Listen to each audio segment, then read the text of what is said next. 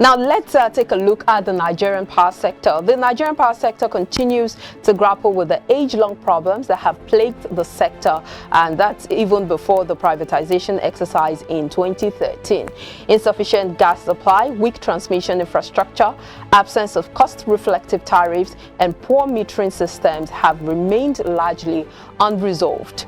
And also, despite strong criticism against President Muhammad Buhari's performance in the power sector, the federal government has budgeted about 806.5 billion naira for various power projects in the 2022 budget. Now, the 806.5 billion naira is also budgeted, and the intervention is happening at a time when stakeholders have opposed the continuous support for privatized entities by the federal government, and also saying that such move was counterproductive to the ideals of privatization. Now, let's take a look at some of the projects as highlighted in the 2022 budget. These include the 1 billion naira for rural electrification access program in federal universities, 220.5 billion naira for multilateral and bilateral funded projects. That's the Zungeru NEP, the Abuja Power Feeding Scheme, transmission access, among others. Others are the 800 million naira for the distribution expansion program project to utilize the stranded power from the grid. And there's also the 114 billion naira funding, inclusive of multilateral loans, to the Rural Electrification Agency for the completion of renewable energy interventions for the nationwide projects, and also 303 million naira for construction of 215 megawatt LPFO gas power station, Kaduna, and 470 billion naira for Kachambila transmission. Now, the big question is, how much transforming can these funds have on the ailing energy sector in Nigeria? Let's explore this further. I have Sydney Akimoladun, CEO, Paysula, right here with me in the studio. Good morning to you. Thank you for having me, and good morning, and I'd like to say Happy New Year to our viewers. Yeah, Happy New Year. It's 2022, and we're looking at the issues again. Now, let's take a closer look at the budgetary allocation to the power sector. That's in the last 5 years. In 2018, the amount budgeted for the power sector was about 40.8 billion naira. In 2019, it was 109.2 billion naira. In 2020, 127 billion naira. In 2021, 198.27 billion naira, while the 2022 budgetary allocation to the power sector is put at 806.5 billion naira. Now, does this figure come to you as a surprise? Although we've been seeing some discrepancies, we've seen some publications saying that the budget is about 301 billion naira, that's to the power sector. But does it come to you as a surprise? Obviously, it's not a surprise to me. I'm looking at the figures now from 198 billion naira in 2021 to... And then the very huge leap. Let's even take the very close figure of about 300 and something Which billion. Is huge also. The percentage increase, which is huge. But like I've said over time, what we've seen is government just brandishing figures. Question is, if you look at the whole power sector, in itself, after it was unbundled, the only part that government has is transmission, which is controlled by the Transmission Company of Nigeria. And so, this is not a budget that is looking at in itself hugely on generation and distribution, where a huge part of the challenge that we're having as a nation when it comes to our power sector is coming from. So, question is, they call this some kind of capital project, but I see it as more of a power sector intervention by government that doesn't have a business in that sector. Why would you say the government doesn't have a business in power? Is it because it has been privatized? Because over the years we've seen successive governments feeding money, and it has always gone down the drain. They've been, little or no success. I mean, the Obasanjo regime or government was their administration. Then we had Goodluck Jonathan. He came up with the electricity roadmap thing. Then, of course, now Buhari. In fact, one of the surprise I mentioned in one other TV station the other time was that you had a government who came on the backbone that, oh, we're not going to pay subsidy on foil, we're not going to. But it was surprising that even this same administration was paying subsidy, sort of, to the distribution companies. And all of this has, not channeled much in terms of the impact. I'm a business owner, and, we run basically on electricity. Okay, you may say, oh, but he's a renewable energy expert, so he should be running on solar and all of that. But again, you don't have solar at night, So small businesses are affected, households are affected, major corporations are leaving the country. Why is this so? Because we still have a major setback when it comes to our power sector. So these figures for me are not tallying, whether it's a huge leap from 198 something billion to about 300 and something billion, it doesn't tally. So you don't think perhaps the government is looking at pumping in more funds to see that they're able to achieve some of the goals and the projects? Because there are several projects listed out here. There are ongoing projects and there are new projects. Some of the monies are earmarked to revitalize some of the old ongoing projects, and some are for new. Like you talked about in your intro, you talked about the Kashimbila project, which is an hydro project. We've seen money pumped into that project for years. Even the Mambila project, we've seen money pumped into it for years. What has come out of it? Nothing. What I think the government should be doing is not feeding money in itself into, okay, I give you a scenario. Maybe some certain amount of megawatts of power is generated, and the infrastructure to deliver it to the people, to the end users, is not there, or is dilapidated, poorly maintained, or very old and outdated. What do you have? Power is stuck somewhere. It's not getting to the person. So those are the parts I think this government should be looking at, not necessarily giving us figures that they are trying to. You think it's just a case of throwing money at the problem? It's almost the same case again, my dear sister. Well, some groups have called for the President Muhammad Buhari, to scrap the NEC. That's the NERC. Yes. They're saying that this sector isn't, is not, or has outstayed its use, and that the federal government should look at ways to maybe move the responsibilities to the Federal Competition and Consumer Protection Commission.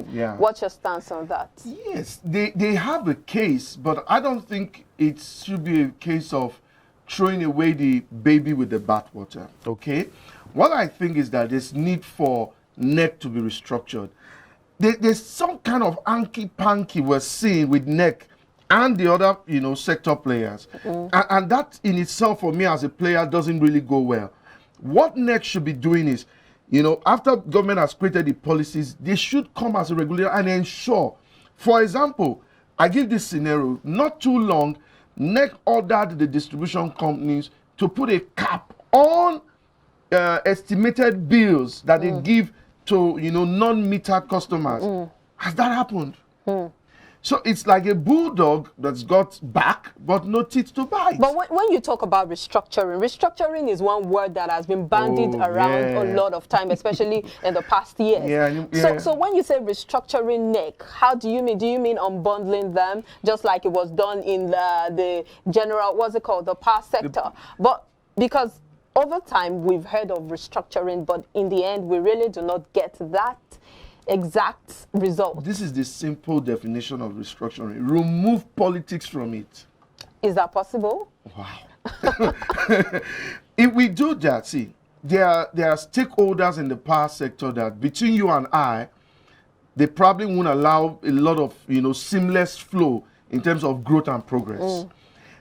You won't believe it that NEC said they generated maybe close to about 200 billion as revenue from generator importers in the last year. That is huge. So it means that we still have a generator problem that needs to be solved. So what I'm saying in essence is government needs to be very clear as to what NEC is doing in its responsibility. So you That's don't exactly think the point. they should be thrown out? Not exactly. They're still doing a great job at what they're doing. Let's talk about generation, because you just mentioned generation now, which is one of the problems the power sector is grappling with. Now, recently, the federal government, through the Minister of Power, that's Abubakar Aliyu, said that the federal government plans to increase power generation to 25,000 megawatts in the next few years. And we know that currently we're still battling, dancing around 5,000 megawatts and 6,000. Do you see this as a reality? It will be a reality only if government is sincere with its policies, not just talk, but walk the talk. How? What are the major means for generating power currently in the country? We got gas supply, we got hydro from some of our dams, then of course more recently we've seen the renewable energy mix, come into the whole equation.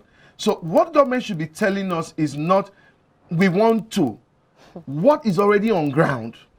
In terms of this budget that has been released and the figures, how much of commitment is going to be made into revitalizing some of the... See, the Mambila project has been on even before I was born. And the water is gushing away endlessly every day. Just recently, they said they were going to revisit it again. And we're hearing not too long that government said also that they were going to generate about 40,000 megawatts from one of the hydropower plants. So what we want to hear is not the figures, but in the doing. If they get it right by restructuring and revitalizing all of these power plants, get the renewable energy mix into it, for example, what they are doing with the university systems, having distributed, isolated plants to power universities and then the communities, then we can start seeing some impact. But if it's still the same story of we will, and not much is done, then I can tell the minister from here that is just a white elephant because project. 5,000 to 25,000, it's a huge leap. huge. So what you are saying is that it's not just about the generation, because government is not the one even really doing the generation. It's in the hands of private sector players. How does that amount of energy translate to the common man, not you and I in Lagos, but even the rural guys? Because when we talk about all of this, it's a whole mix. If all the energies that is generated in Nigeria is coming to Lagos alone or Abuja, there's still not that economic inclusion where everybody plays their role. So the guy in the village needs to be able to charge his phone. The guy, the small boy in the community or suburb needs to be able to do his assignment. The woman selling sachet water or something needs to be able to refrigerate her drink. And all of those things. I like the fact that you already touched on the fact that we need to cut down on wastage, gas flaring, the wastage of the hydropower plants, and a lot of all the wastages that we experience. Obviously, yes. There's a whole lot of waste. Like we talked about the Mambila project, the water is going on. Another waste we are seeing is that there are huge number of solar, hybrid power plants that have been, constructed, but this power is not being conveyed, channeled to the exactly, because during the day when the sun is high in its, at its peak, and the solar energy is being generated, who is using it? And if it's not being used, it's supposed to be fed back to the grid. So that's another thing I think this budget should also focus on. How do we get that transition from translating what is being generated during the day into the grid, so that other people in other areas, maybe the riverine areas where they don't have enough solar during the day, can make use of this power, and then the economy can be better for it. Let's touch on the National Mass Metering Program, that's the NMMP, shortly. When this program started, the federal government said that they were going to dole out 6 million meters, prepaid meters to consumers. Now it's 15 months into the program. How would you assess the performance?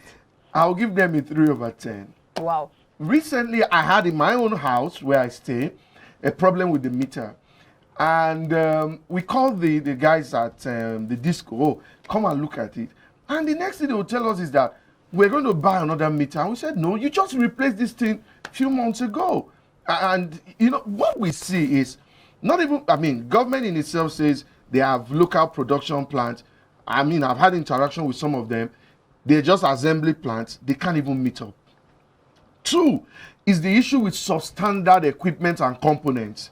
Many of these meters are produced by only God knows, and in few weeks from the time they were installed, they are gone. Then we have the issue of you know, the private sector players in themselves who are, you know, reaping so much from unmetered customers. Not it's like an apathy, not wanting to even give meters, you know. So all of these things play a huge role. So for me, what is government's role? Why are they giving out meters? Is it for the Christmas kind of thing? It's not their job. So government should focus on what they should do, but prevail on the authorities and the regulators or those people in that sector to ensure that everybody is metered. Otherwise, we will go back to the same. Look, whether you like it or not, those who are not metered are cutting the system. They are circuiting the system. And that itself is loss of revenue. But there have also been talks that some consumers do not want to be metered. That some of them would say, well, I'm not usually in the house to use this power. And so instead of paying for something that I'm not using, why not just wait for the estimated billing when in the end I can still cut corners to pay lesser? Well, I don't think the consumer has that right, you know, to determine or dictate. That's what some stakeholders in the past sector we've seen that happen. I mean, we've seen cases of funny it is, but we've seen cases of even people fight, you know, the engineers from these sectors and all of that, even push them off the ladder and the rest. So it's not theirs. There is a map out plan. Let it be followed and let it be efficient and effective. The delay is, you know, just too long. For now, we should be talking about metering more than 90% of the Nigerian citizenry. So it's not these figures that we are brandishing all over the place. The authorities should do their job. So it's not the call of the consumers to dictate whether they should be metered or not. 8 years down the line, the government still faces the daunting task of whether or not it should revoke the licenses of discos, gencos as punitive measures for underachieving its mandate. What's your take on this? That in itself has a lot of structural and legal implications. So government can't wake up tomorrow morning and say they will do that, because the clauses that are in the contract signed with government will not allow government to just do that. It will mean then litigations will come up, they will go to court, and who suffers when two elephants fight? The grass. So it's simple as that. So government will probably do that to maybe like a wake-up call to the to the players, but it's not something that will happen overnight. So you're saying they would just let matters lie? See, seriously speaking, who are the people who are the owners of this what's it called, the discos and the gencos? There are some people in government. So it would take a real fight for the government to say, we're going to revoke your license. If they take them to court and government, why did recently government... okay, maybe we shouldn't go there because we're really pressed for time. Okay. But thank you so much, Sidney Akimoladu, CEO Paysolar. Thank you so much for the having me. Thanks contribution. For having me.